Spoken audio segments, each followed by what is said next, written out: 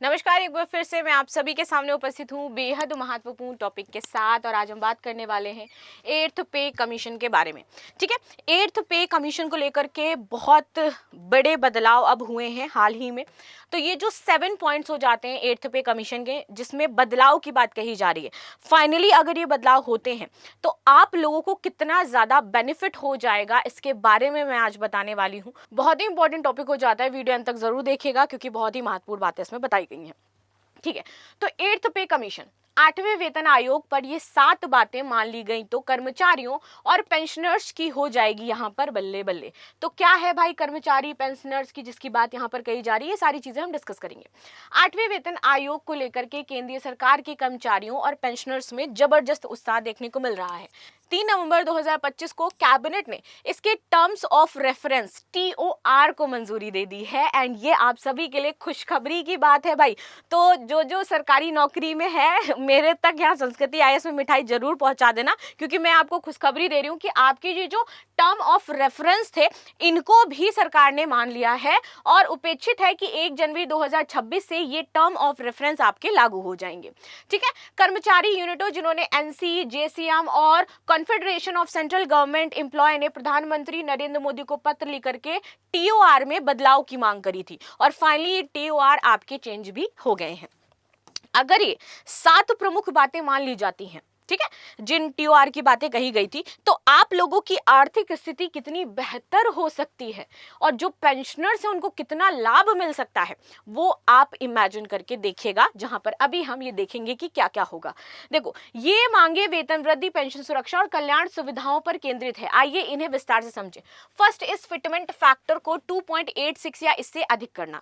ठीक है, 7वें वेतन आयोग में फिटमेंट फैक्टर 2.57 था, जिससे बेसिक पे में 23.55% की बढ़ोतरी हुई। अगर 8वें में 2.86 यानी कि 3 तक ये फिटमेंट फैक्टर हो जाए, ठीक है, तो न्यूनतम बेसिक पे उछाल देखिएगा, 18,000 से सीधा पहुंच करके 46 से 51,000 हो जाएगा। इस TOR को मनवाया गया है। ठीक है, इससे कुल वेतन में आपकी 30 से 45% तक बढ़ोतरी होगी। नाउ पुरानी पेंशन स्कीम को बहाल करना ये थोड़ा सा शायद मुश्किल है, लेकिन इसके बारे में अभी तक खुल करके कोई बात नहीं कही है सरकार ने कि वो ऐसा कर रही है नहीं कर रही है, कि कैसे आपको यहाँ पर पैसा दिया जाएगा। लेकिन कुछ के लिए अप्लाई किया है इन्होंने, जैसे नेशनल पेंशन स्कीम अगर सिस्टम की बात करें तो OPS लौटाने की मांग जोर पकड़ रही है। OPS के तहत रिटायरमेंट के बाद आखिरी सैलरी का 50% पेंशन मिलेगा और बिना बाजार जोखिम के। 2004 के बाद ज्वाइन करने वाले 26 लाख कर्मचारियों के लिए ये बड़ा राहत पैकेज होगा, क्योंकि NPS में बाजार उतार चढ़ाव से पेंशन अनिश्चित रहती है। मौजूदा पेंशनर्स के लिए पेंशन रिवीजन को शामिल करना, वो क्या है?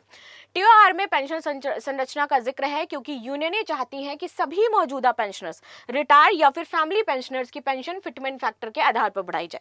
इससे करोड़ों पेंशनर्स की मासिक आय में 30 से 40% की वृद्धि हो सकती है, जो महंगाई से जूझ रहे हैं, और बुजुर्गों के लिए वरदान साबित होगी ये। आगे आते हैं 20% अंतरिम राहत की बात करते हैं। वेतन आयोग के गठन में देरी के कारण कर्मचारियों को तत्काल 20% बेसिक पे और पेंशन का अतिरिक्त भत्ता मिलेगा। ये 2026 तक लागू हो सकता है, जो महंगाई भत्ते DA की वृद्धि के साथ मिलकर के तुरंत राहत देगा। यूनियनें इसे सरकार की सहानुभूति यहां पर बता रही हैं। आगे आते हैं नए पे मैट्रिक और सैलरी स्लैब का अपडेट।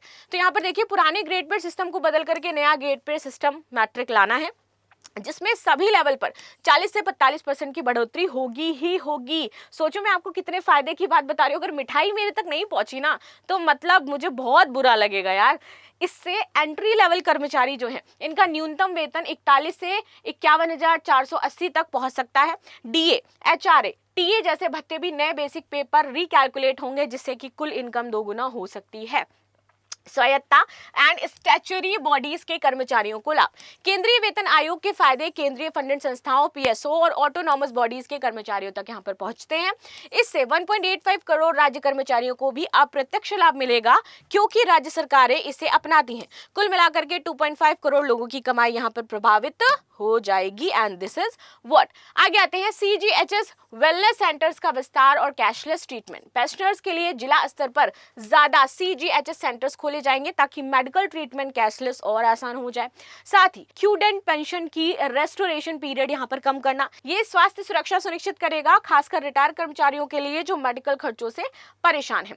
राज्य वेतन आयोग, भारत के राज्य सरकारों के कर्मचारियों के लिए वेतन संरचना और अपडेट्स की बात करें तो भारत में केंद्रीय वेतन आयोग के अलावा प्रत्येक राज्य सरकार अपने राज्य वेतन आयोग का गठन करती है, जो राज्य के सरकारी कर्मचारियों, शिक्षकों, पेंशनर्स और अन्य लाभार्थियों के वेतन भत्तों जैसे कि डीए, एचआरए पेंशन और सेवा शर्तों की समीक्षा करती है।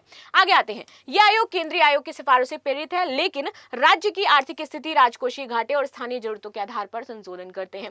फर्दर वर्तमान में नवंबर 2025 तक केंद्रीय 8वें वेतन आयोग के गठन के साथ कई राज्य अपनी वेतन संरचनाओं में अपडेट करने वाले हैं। अब बात कर लेते हैं राज्य वेतन आयोग की। एक्चुअल में ये क्या होता है, तो देखो, राज्य सरकार के कर्मचारियों को महंगाई, आर्थिक वृद्धि और निष्पक्षता के अनुरूप बनाने के लिए हर 10 वर्ष में ये गठित होते हैं।